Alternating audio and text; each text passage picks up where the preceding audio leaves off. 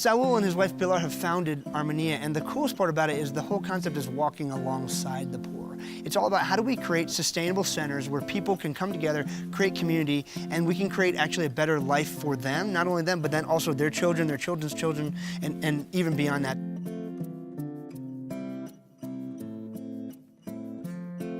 I can tell you that's really what they're doing down here is absolutely amazing. So I asked them, what are some of your needs? And they said, well, some of the kids have really expressed interest in an entrepreneur center. I was like, well, I might have a few friends who can help make that happen. So I went back home and I told a bunch of my friends about it, and of course had overwhelming support to come down here and help out with an entrepreneur center.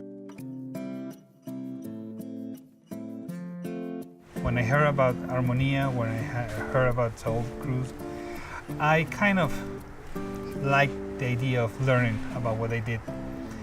And so instead of a goal, I had an idea of trying to find out how they were financing the life of 40 plus kids and what they did towards that.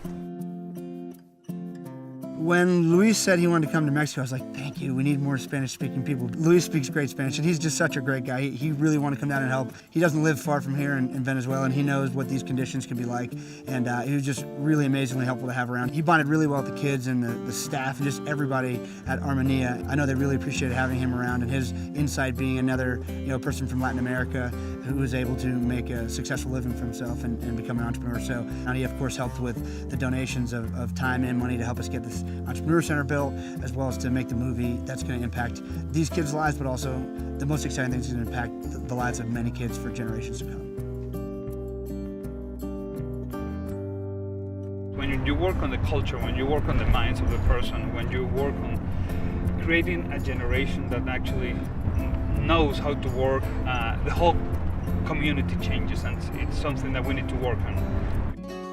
Here, particularly thinking on their future.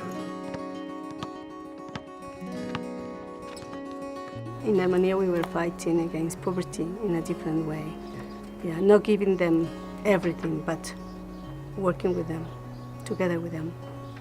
For indigenous young people, it's very difficult. ARMONIA opened this place, a special space for the youngs, because they need opportunity.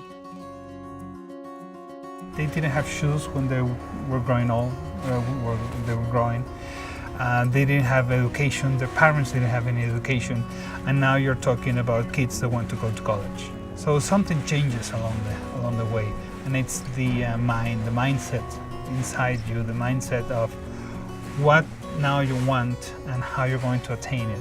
So I think now understanding that part, how they do it, is something that we need to start working on doing it some more and more. Here, everybody collaborates, everybody works together. As I was told, they work in teams. So when one team's starting, the other one's cleaning, the other one's doing something else. It's like the whole idea of how do I improve your life, if you're willing to accept it. We are trying to give them, to give the students space to be and to live here, and then through that, together with all of us and the others, to be a transformed life. I think we are all made by the experiences we live. Being here today, for me, has been an incredible experience, because you were able not only to meet these wonderful kids, to meet the family behind the idea, behind the project, but also what it does to us. And I think for me,